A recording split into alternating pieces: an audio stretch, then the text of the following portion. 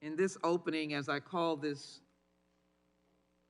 subcommittee to order, without objection, the chair is authorized to declare recesses of the subcommittee at any time. Just as an aside, technology will not defeat our work. So we are gathered here, and I welcome everyone this afternoon to this afternoon's oversight hearing on the rise of domestic terrorism in America. Before we begin, I would like to remind members that we have established an email address and distribution list to circulate exhibits, motions, or other written materials that members may want to offer as part of our hearing. If you would like to submit materials, please send them to the email address that has been previously distributed to your offices, and we will circulate the materials to members and staff as quickly as possible. I would also ask all members, both those in person and those attending remotely, to mute your microphones when you are not speaking. This will help prevent feedback and other technical issues. You may unmute yourself anytime you seek recognition.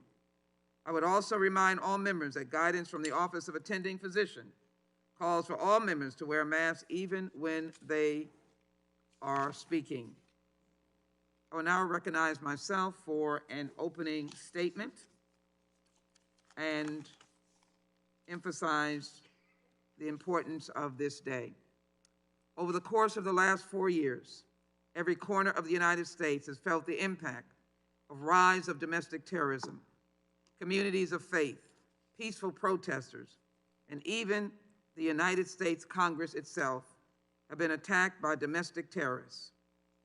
The executive branch has an array of statutory authorities to prevent attacks and bring charges against domestic terrorists, including those that are white supremacists. It is abundantly clear, however, that despite pleas from Congress and the American people, these tools have not been fully utilized nor implemented effectively and with the full force of law and all the available resources. We must focus on our federal government on the goal of eradicating those homegrown threats in communities across the country. Domestic terrorists pose a clear and deadly threat to the well-being of all Americans. During the past 2 years, this committee has examined the federal response to domestic terrorists each time a horrific and tragic white supremacist attack has taken place. As just one sober example, in August of 2019, the shooting spree at a Walmart in El Paso, the home of our colleague, the Honorable Veronica Escobar, left 22 people dead and 24 more wounded, marking the third deadliest act of violence by domestic extremists in more than 50 years. It is certainly troubling that the core of his hatred was based on language and ethnicity. It is so troubling that there have been so many shocking tragedies in recent years, from the deadly rampage at Pittsburgh's Tree of Life Synagogue, religion and immigration issues, to the 2012 white supremacist attack on the Sikh temple in Milwaukee. So sad that I have been on this committee through all of these horrific attacks, and to the brutal murder of 9 worshipers at the Emmanuel African Methodist Episcopal Church in Charleston. Even our most hallowed houses of worship have become targets of violent and hateful domestic terrorists. The funeral for these precious souls was a powerful statement that we would not tolerate that violence. It was taken to another level when President Barack Obama sang the song, Amazing Grace. For all of those who want to equivocate about the nature of this threat or make false comparison, take a moment to pause and reflect on that statistic. Over the last 10 years, 75% of all murders resulting from domestic terrorism have been the result of right-wing extremists. Attempts to equate white supremacy to anarchists, activists, and other groups who are opposed to white nationalism and other domestic terrors ring as hollow today as they did following the alt-right protests in Charlottesville, Virginia. No, there are not good people on both sides. On January 6th, former President Trump directed a group of his followers, which included an array of hate-filled extremists, to attack the Capitol and Congress at a time when we were fulfilling our sacred constitutional duty in certifying electors. Our citizens have repeatedly seen and have been horrified by the images from that day, including police officers being beaten and bloodied, beatings which caused the death and serious lasting injuries. There are no both sides in this debate. We must not be misled by efforts to divert the attention and accountability for these acts of right-wing violence and terror. Any attempt to do so, for instance, says that the real problem is something called Antifa, is irresponsible and belittles the seriousness of the threat of extreme right-wing violence and misidentifies who the perpetrators predominantly are in this community. As the FBI director said unequivocally, white supremacists are the most lethal threat for domestic violence in our country. Among domestic terrorists, white supremacy has no equivalent. I ask all the members of the subcommittee to join me today in denouncing domestic terrorism, including white supremacy, in all forms. I wish we would just take an oath or raise our hands. With this hearing today, the subcommittee comes together again to seek answers to why our federal government has not taken the steps necessary to address the rising specter of right-wing and white nationalist domestic terrorism. At the beginning of the last Congress, the Judiciary Committee held a hearing entitled Hate Crimes and the Rise of White Nationalism. During that hearing, we heard from a diverse panel of witnesses who described both the rise of white nationalism and the shortcomings in the current enforcement regime. What was clear then and is clear now is that our current approach is not working. Enough is enough. It is time for the action, and I look forward to hearing from today's panelists on what federal law enforcement must do to swiftly address the rise of domestic terrorism and how Congress can help. I believe that there are well-reasoned and measured steps that we can take, such as passing Representative Brad Snyder's Domestic Terrorism Prevention Act that would focus the federal government's resources on the continuing threats to terrorize and kill Americans. With domestic terrorism, our country has suffered horrendous and repeated attacks on our people and our democracy, attacks not from beyond our borders, but from within. And as well, we saw on January 6th, those attacks have been on those innocent law enforcement officers standing in the gap to protect the citadel of democracy. The wounds are deep, but our resolve is strong. We must not allow this to continue. And as we examine this very important time in our history, we must recognize the importance, the very importance of the work that we have to do. The nature of the domestic terrorist threats against our country must be examined, and let us do so today. As we proceed today, I'd like to offer the words of Abraham Lincoln. The world will little note nor longer remember what we say here, but it can never forget what they did here. The brave men and living and dead have consecrated it far beyond our poor power to add or detract. It is for us, the living, rather to be dedicated here to the unfinished work which they who fought here have thus so nobly advanced. In this committee, I hope that we will finish this noble work and that we will not succumb to this kind of violence in America ever again. I yield back at this time. It's now my pleasure to recognize the ranking member of the subcommittee, the gentleman from Arizona, Mr. Biggs, for his opening statement. Thank you, Madam Chair. It's a pleasure for me to serve on this subcommittee on crime, terrorism, and homeland security. And as this is the first hearing, my first hearing as ranking member of this esteemed subcommittee, I want to start out by saying how much I look forward to working with you to combat violent crime, keep our communities safe, and stand by the men and women of law enforcement. Now, when you and I spoke before, I told you I did not intend to show a video, but something in your comments, I think, causes me to want to change my mind. I'll show you in a second. Turning our attention to today's hearing on the rise of domestic terrorism in America, we must approach the subject with open minds and open eyes. We must acknowledge that all domestic terrorism is wrong and must not only be acknowledged, but condemned. This includes domestic terrorism labeled as right-wing or left-wing. I fear that my colleagues on the other side will simply want to focus on right-wing domestic terrorism, and I hope that I am mistaken. However, I suppose that they would first need to admit that left-wing domestic terrorism exists. And just last year, for instance, the chairman of the whole Judiciary Committee called Antifa imaginary. I suppose our witness today, Mr. No, was beaten and continually threatened by adherents to an imaginary group. Antifa laid siege to some of our cities much of last year, and I hope that we can have a thoughtful and balanced discussion about the issue of domestic terrorism. And I remain hopeful that despite the fact that one of our witnesses here today suggested that ISIS bomb a Trump property in Turkey, I cannot decide which is worse, that a retired naval non-commissioned officer made such a suggestion on Twitter, or that it was thought appropriate to invite him here today to discuss domestic terrorism. Ideologies that fuel domestic terrorism exist all along the political spectrum. And in 2017 in Charlottesville, Virginia, during a Unite the Right rally, James Alex Fields drove his car into counter-protesters, killing Heather Heyer and injuring 28 others. That was evil and unacceptable.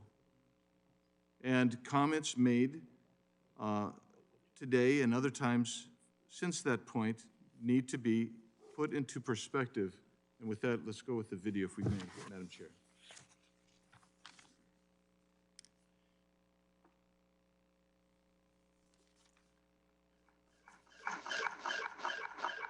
Excuse me.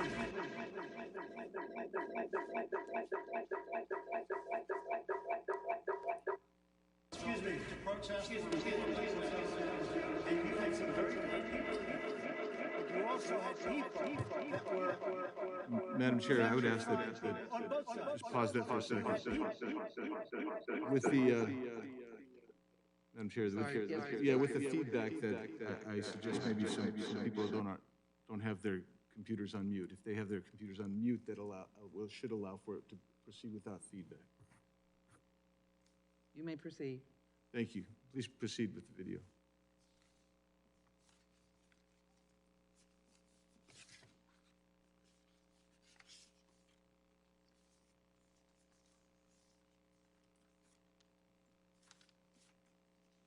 Excuse me, to protest. Excuse me,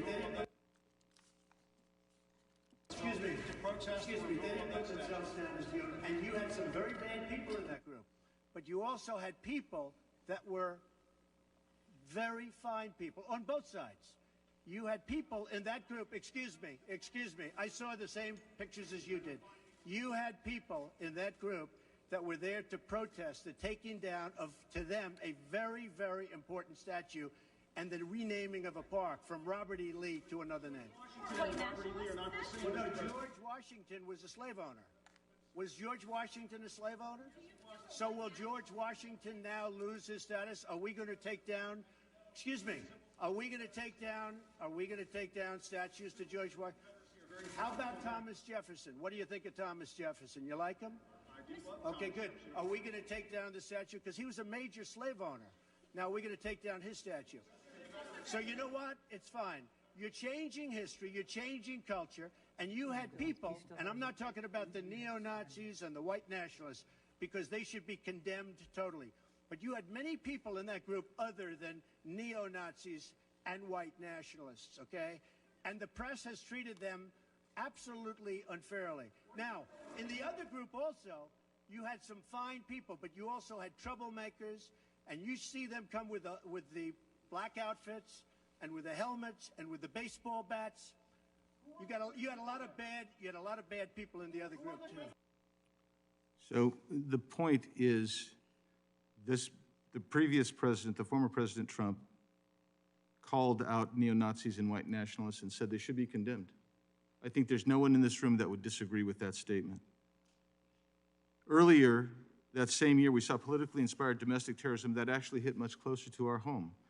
As Republican members gathered at Eugene Simpson Stadium Park in Alexandria, Virginia to practice for an annual congressional baseball game for charity, James Thompson Hodgkinson's, age 66, fired at least 70 rounds from a handgun and rifle at the congressman, staff, and others at the park. 5 people were injured during the assault, including Republican whip Steve Scalise, who was in critical condition and underwent multiple surgeries. The Commonwealth Attorney for the City of Alexandria, a Democrat, concluded, quote, "The evidence in this case establishes beyond a reasonable doubt that the suspect, fueled by rage against Republican legislators, decided to commit an act of terrorism," close quote. He was a Bernie Sanders supporter. We also cannot forget the attack that took place in 2012 at the Family Research Council when Floyd Corkins attempted to, quote, "kill as many people as he could," close quote, at the Family Research Council Center in Washington, D.C. According to the sentencing memorandum, he told the FBI he wanted to kill the people in the building and then smear a Chick-fil-A sandwich on their face. He was inspired to attack the FRC because it had been identified on Southern Poverty Law Center's hate map. It was a different set of ideologies that inspired the attacks on West Coast federal buildings than those that inspired an attack on our Capitol. We've seen white and black supremacist groups inspire domestic terrorist events. In 2015 in Charleston, South Carolina, Dylan Ruth, harboring views of white supremacy, took the lives of 9 congregants of the Emmanuel African Methodist Episcopal Church. In 2019 in Jersey City, New Jersey, David N. Anderson and Francine Graham shot and killed 3 people at a kosher grocery store in Jersey City, New Jersey. The shooters also wounded 1 customer and 2 police officers. A Jersey City Police Department detective was shot and killed by the assailants at a nearby cemetery just before the grocery store attack. David Anderson and Francine Graham, identified as black Hebrew Israelites, which the Southern Poverty Law Center found that, quote, "the extremist fringe of the Hebrew Israelite movement is black supremacist." It also wrote that the members of those groups, quote, "believe that Jews are devilish imposters and openly condemn whites as evil personified, deserving only death or slavery," close quote. I hope that our hearing and the outcome of today will address all forms of domestic terrorism, no matter which ideology inspires that terrorism. I look forward to hearing from our witnesses, and I would like to add the indictment and sentencing memo from the Family Research Council case to the record, if that's okay. Without objection, so ordered. Thank you very much, Mr. Biggs. I'm now pleased to recognize the distinguished chairman of the full committee, the gentleman from New York, Mr. Nadler, for his opening statement. I thank Chairwoman Sheila Jackson-Lee for holding this important and timely hearing. Domestic terrorism continues to be a serious and lethal threat to our country, and we must do more to stop it. Much of this threat is driven by racially motivated hate and animus toward religious minorities. Sadly, many domestic terrorist attacks have taken place through mass shootings, such as the 2019 mass shooting at a Walmart in El Paso, Texas, where a gunman targeted Mexican-American shoppers. This mass shooting joins other attacks perpetrated by domestic terrorists, including the attack at a Sikh temple in Oak Creek, Wisconsin, the massacre at Emmanuel African Methodist Episcopal Church, and the mass murder at the Tree of Life Synagogue that's already been mentioned among a tragic list of others. Violent extremism also touched the halls of our Capitol on January 6th, resulting in death and destruction. It is clear that the mob that attacked us that terrible day included significant representation from white nationalists, among other hate-filled groups. We must ensure that our law enforcement resources and priorities are properly directed at this dangerous and growing threat. The FBI's annual Hate Crime Statistics Act report found in 2019, the last year that statistics are available, that there were 7,314 hate crimes, up from 7,120 the year before. These numbers, which hardly show the pain and anguish these attacks brought, is sadly near a record high. FBI Director Christopher Wray also testified that 2019 was the deadliest year for domestic extremist violence since the Oklahoma City bombing in 1995. And senior FBI officials have noted that racially motivated violent extremists are responsible for the majority of lethal attacks and fatalities perpetrated by domestic terrorists since 2000. But to truly understand what is driving this increase in hate crimes and the link to violent extremists, we still need better and more comprehensive data. The FBI should simplify its data reporting, which must include reliable information from all jurisdictions. And this information should be shared with Congress and the American people in a clear format so that we can better focus resources on the domestic terror threats at hand. We also need to ensure that once informed by the proper data, we dedicate resources towards addressing the greatest threats. That is why I support the Domestic Terrorism Prevention Act. a bipartisan measure introduced to do just that. This legislation, of which I'm an original co-sponsor, would create offices within the Department of Justice, the Department of Homeland Security, and the FBI to monitor, investigate, and prosecute cases of domestic terrorism. These newly created offices would be required to focus their resources based on the data collected on the most significant threats. Domestic violent extremism is not a new phenomenon, but it has become supercharged in recent years. We have seen a surge in hate-filled extremist groups driven by conspiracy theories based on racism, misogyny, and xenophobia, which has been fueled by success in online recruiting and organizing. When combined with violence, they form a toxic stew that must be met with the resources necessary to address this threat. We must renew and reinforce our efforts against this scourge by marshaling the resources and authorities we already have, excuse me, so that we are more effective in this endeavor. I'm particularly interested in hearing the recommendations of our witnesses today about how best we can do that. Madam Chair, I ask for unanimous consent to enter into the record two documents. The first is a letter from the Leadership Conference on Civil and Human Rights, signed by 156 organizations, expressing their opposition to the expansion of terrorism-related legal authorities. The second letter from the American Civil Liberties Union highlights the perils that expanded terrorism authorities may pose to communities of color. Without objection, so ordered. Thank you, Madam Chair, and I yield back the balance of my time. I thank the gentleman for his remarks. It's now my pleasure to recognize the distinguished ranking member of the full committee, the gentleman from Ohio, Mr. Jordan, for his opening statement. Thank you, Madam Chair. First, let me congratulate Mr. Biggs, our colleague, as the new ranking member on our side, for his work that he'll have in leading here on this important subcommittee. The violence of January 6th was as wrong can be. Every American has the right under the First Amendment to peacefully protest, but political violence of any kind is unacceptable, and all of us must never tolerate it. And we must denounce all forms of domestic terrorism. But to discuss one kind of extremism and look the other way on another, as the Democrats are trying to do today and have been doing for almost a year, is frankly dishonest, and it's wrong. And I think the American people see through it. Republicans have been consistent in denouncing all acts of political violence.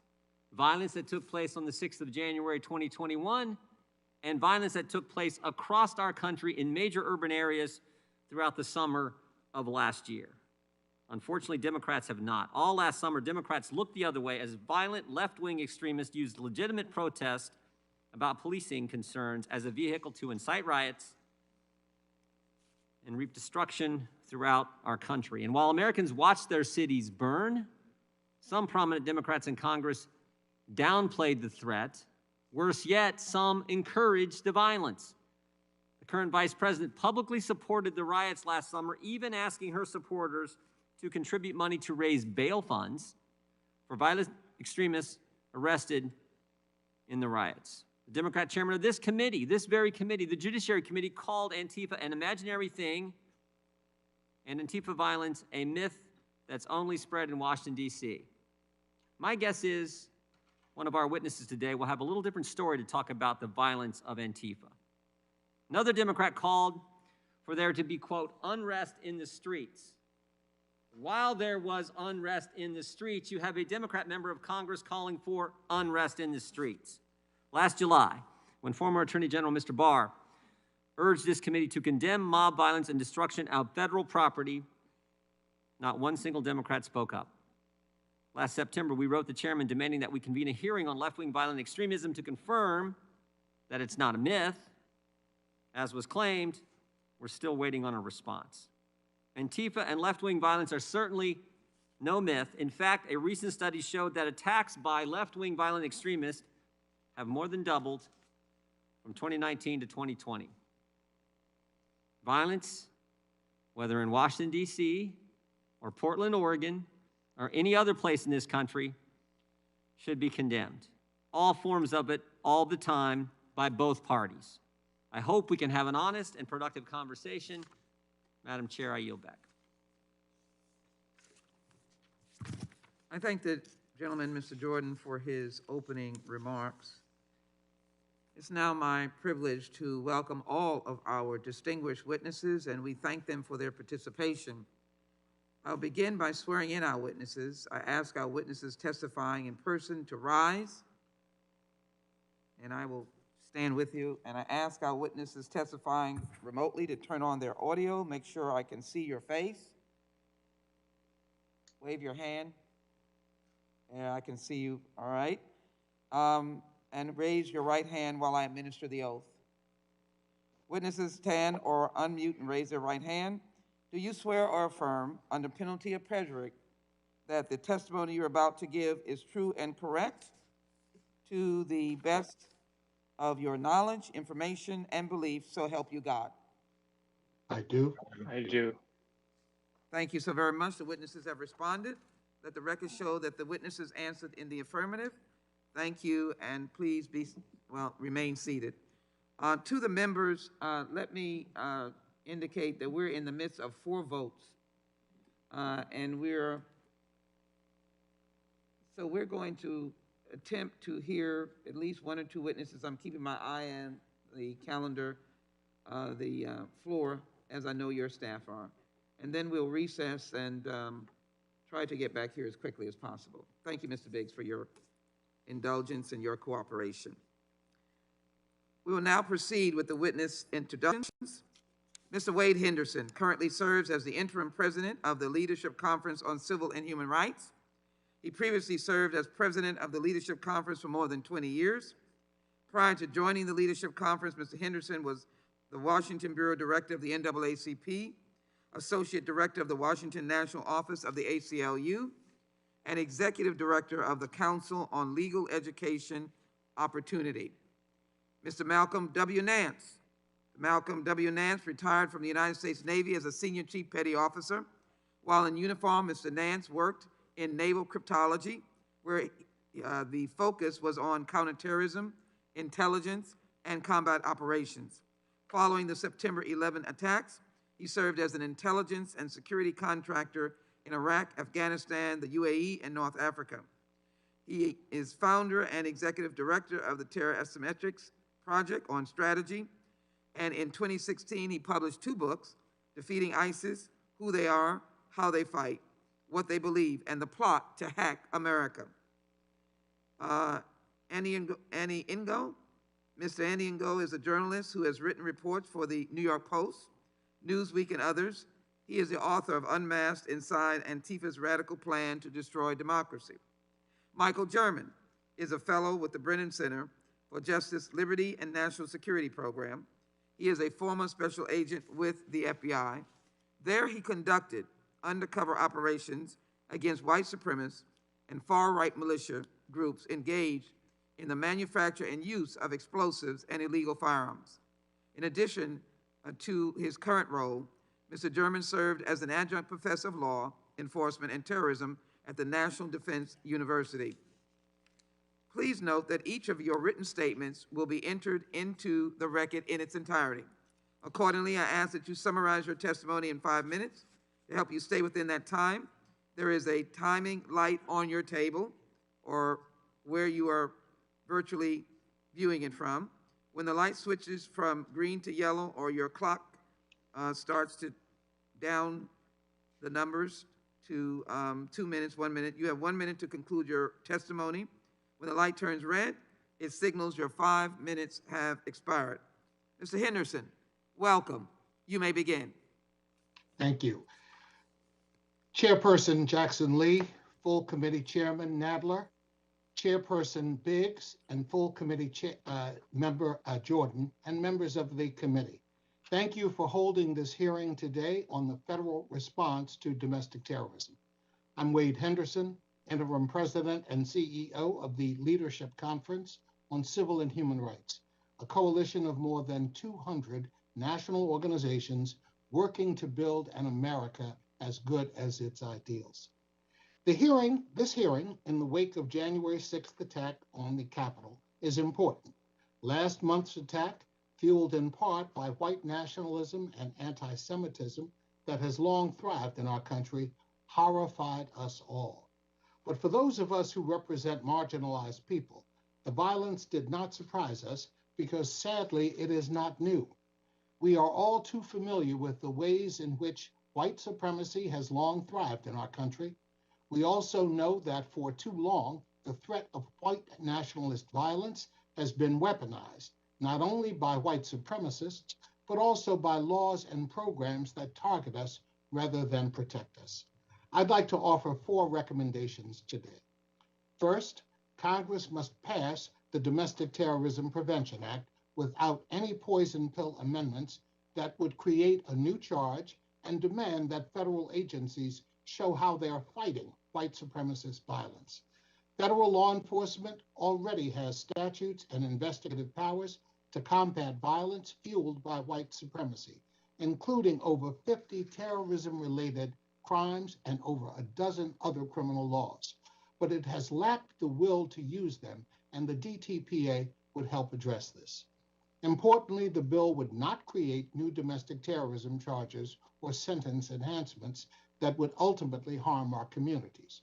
Our nation's long history of misusing its mechanisms, including the use of COINTELPRO against Dr. Martin Luther King Jr., the post-9/11 targeting of Arabs and Muslims, and the FBI's prioritization of Black identity extremists, makes clear that new authority would be used to expand racial profiling, undermine due process, or target political opponents, all in the name of national security. Instead, we should use existing tools to combat white supremacy without enabling new abuses. Second, Congress must identify ways to address and dismantle white supremacy in law enforcement. We know most police officers report for duty every day, determined to honor their mission. But we also know that there are officers who have actively promoted white supremacist groups that incite or use violence. White supremacy infects so many of our institutions, but its impact on policing is especially devastating. It makes us all less safe, including the police. Congress must demand a full accounting of what is being done to address white supremacy in law enforcement. And the White Supremacy in Law Enforcement Information Act is a good first step. Congress and federal agencies must also identify ways to ensure that law enforcement officers who incite racist violence are no longer welcome.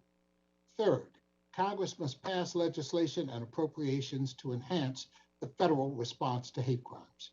White nationalist violence and other hate crime terrorizes communities on a daily basis. We also know that we do not have the accurate data necessary to effectively address it. The Jabara-Hire No Hate Act improves data and community-centered responses. But more must be done, including mandatory reporting and implementation of the National Incident-Based Reporting System. Finally, Congress must pass H.R. 40 to study the efficacy of reparations for African Americans and create a U.S. Commission for Truth, Racial Healing, and Transformation. For over 400 years, subjugation of Black people was a major factor in American economic growth. Yet long after the end of slavery, Black people are still deprived of the benefits of that growth. If we are to address white nationalist violence, we must confront our history, including disinvestment in Black and brown communities, because it still remains with us. Congress must pass H.R. 40 and reckon and account for our history. Reparations are owed, transformation is required. Now is the time to create a shared vision for a country as good as its ideals, where all are valued. To do this, we must reckon with white supremacy that was present at our founding and persists to this day. Thank you for having me here today. I would be happy to take your questions. Expired. Now we recognize Mr. Malcolm W. Nance for 5 minutes of testimony. Mr. Nance, you're recognized. Thank you, Madam Chairwoman, and all the members of this committee. 27 years ago, on April 19, 1995, I was a U.S. Navy Cryptologic Intelligence Chief Petty Officer aboard a Los Angeles-class submarine carrying out operations in the Eastern Hemisphere. I was sitting in the radio communication space monitoring a report from our higher headquarters. One item dominated the unclassified significant events. Truck bomb explodes in Oklahoma City, dozens killed. As a specialist in Middle East terror groups, I was convinced that one of our adversaries had infiltrated the American homeland and perpetrated a major act of violence. I was so sure that I bet an entire month's salary. I quickly lost that bet. The terrorist that conceptualized, built, and delivered the 4,500-pound ammonium nitrate and fuel oil bomb at the Alfred P. Murrah Federal Building was a decorated U.S. Army veteran named Timothy James McVeigh. He conspired with two others, including his platoon leader, Terry Nichols, to exact revenge against the government for the deaths of the Branch Davidian religious extremists in Waco, Texas. However, there was a larger ideological belief at play. McVeigh was a white supremacist who had self-radicalized. He came to believe that a race war was imminent in the United States. He used the 1978 fictional novel, The Turner Diaries, as a blueprint to ignite a civil war which would lead to a white domination of North America. The Turner Diaries, written by American neo-Nazi William Pierce, describes America as a dystopia where Black and Hispanic crime runs rampant, 800,000 whites are mass arrested, and guns are confiscated. The fictional Errol Turner is a member of the terrorist group called The Order. In that book, a 5,000-pound truck bomb is detonated at the headquarters of the FBI in Washington, D.C., as the go sign for a war to overthrow the system. The system was represented, America was led by the Jews, the news media, Hollywood, and liberal government politicians. The Order carries out reprisal lynchings of liberal whites they call race traitors in, quote, the day of the rope. The book ends when the fictional hero dies in a kamikaze airplane bombing of the Pentagon. Then came real life. McVeigh copied the described bomb and just altered the target. Another white supremacist, Robert Matthews, a close associate of Pierce, formed a terror group of the same name in the 1980s to carry out robberies, assassination, bombings, and fund the network of white supremacist terror groups, terror training camps in the rural US. Matthews would later be killed in a shootout with the FBI. There was a long history of anti-government extremism in our nation. That mistrust is often based on myths, conspiracy theories, paranoia, laced with a healthy dose of rebellion nostalgia. Most domestic violent extremists seek to protect and defend rights, not as they are written in the Constitution, but as they wish they had been written. They live in an alternate information space which bends them out of objective reality. Major violent extremist subclasses include the Ku Klux Klan and white heritage groups, neo-Nazi and fascist international groups, Christian identity movement groups, anti-tax extremists, anti-government militia groups, anti-abortion extremists, anti-immigrant macro-nationalists, class of civilization groups, white ethno-accelerationist groups, conspiracy theory-driven DVEs, autocrat political cultist DVEs. The 2008 election of President Barack Obama would be a watershed moment that would start the consolidation of the disparate wings of the domestic violent extremist movements. But the 2016 election of President Donald Trump gave them a tribal chieftain they can all rally behind. Most right-wing extremists have poorly formed cells with limited capacity or knowledge of terrorist operations. However, many veterans of the military could lend in-depth operational planning and improvise explosive skills to any group. These groups may be amateur, but can demonstrate devastating capability if not detected in time. The former president's 2020 defeat has led to a completely new wave of DVE organization and preparedness that could potentially realize their most violent fever dream fantasies as patriotic resistance fighters straight from the movie Red Dawn. If they do not understand there is a national rejection of their behaviors, then they may feel compunction to act on that potential. We could see future attacks that make Oklahoma City bombing pale in comparison. Thank you, and I look forward to answering your questions, even the silly ones. Has expired. Members, there are 185 members who have not voted. I'm going to try and get through at least one more witness because we can vote on at least 2 votes. And hopefully the 3rd vote, and we can come back and not have any further interruption. If there's a member that wants to leave for the floor now, please feel free. I'd like to continue now with Mr. No for his 5 minutes. Mr. No, you're recognized for 5 minutes. Thank you very much. Thank you, Chairwoman Jackson Lee, Ranking Member Biggs, and members of the committee. Being a journalist from Portland, Oregon, I know domestic terrorism well. Since 2016, I've witnessed how violent extremists from Antifa and others have made political violence on the streets of my home city, banal. Local politicians turned a blind eye to the violence because they believed the extremism was a justified response to the surprise election win of Donald Trump. Local fellow journalists did the same in downplaying Antifa's violent extremism.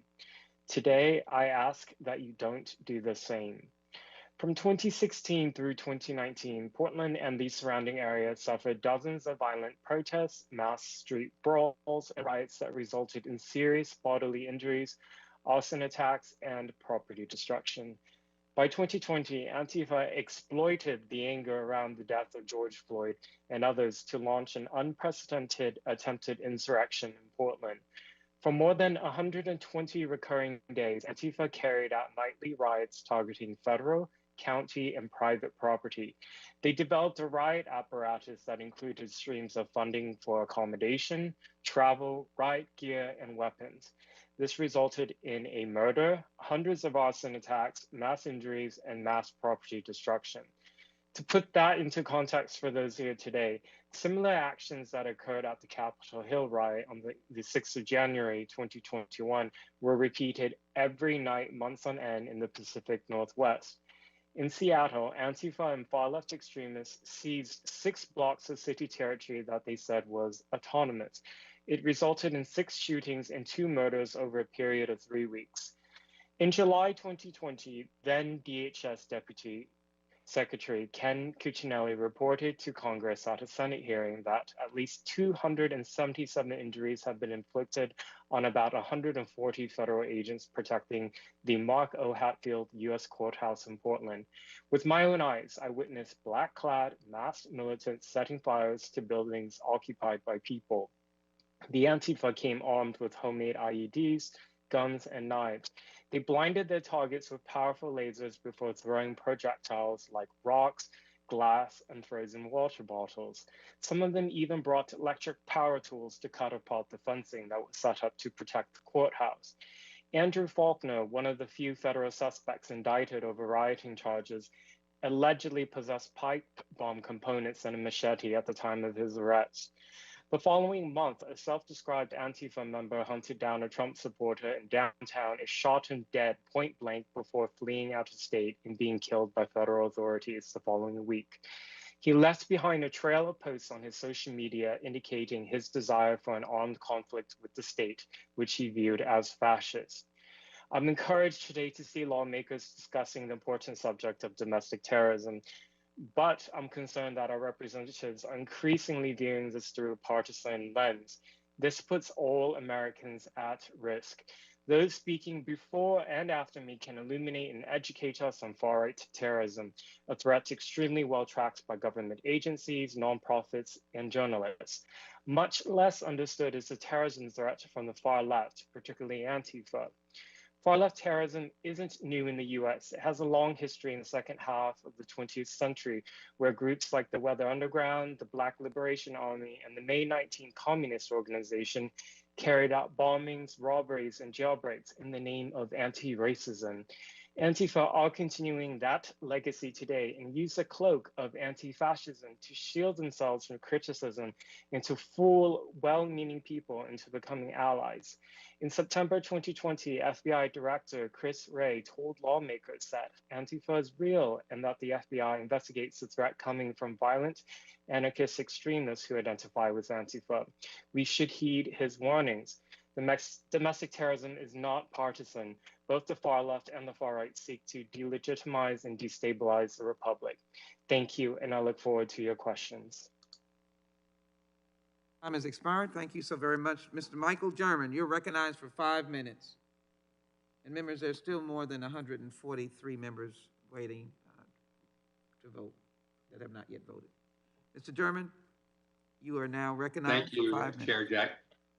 Thank you, Chair Jackson Lee, Ranking Member Biggs.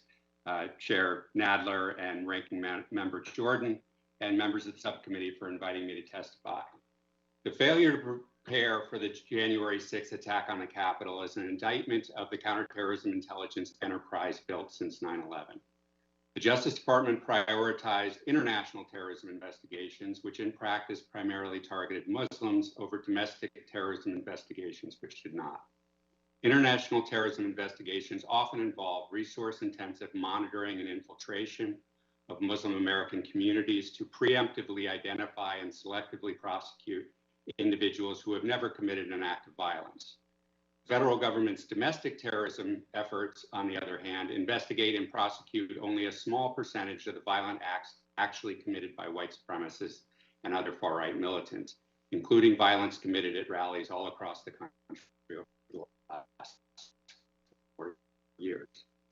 It's unknown how much this violence has risen because the government's data collected by private groups show that white supremacists and far-right militants kill far more Americans, including law enforcement officers, than any other group the FBI categorizes as domestic terrorists. Fortunately, Congress has already provided federal law enforcement with all the tools needed to properly address white supremacist and far-right militant violence. I used these tools during domestic terrorism undercover operations as an FBI agent in the 1990s, seizing illegal weapons, solving bombings and hate crimes, and preventing acts of violence. They remain effective. The Justice Department records indicate it prosecutes twice as many domestic terrorism cases as international terrorism cases, using just 1/5 the investigative resources. There is no lack of authority.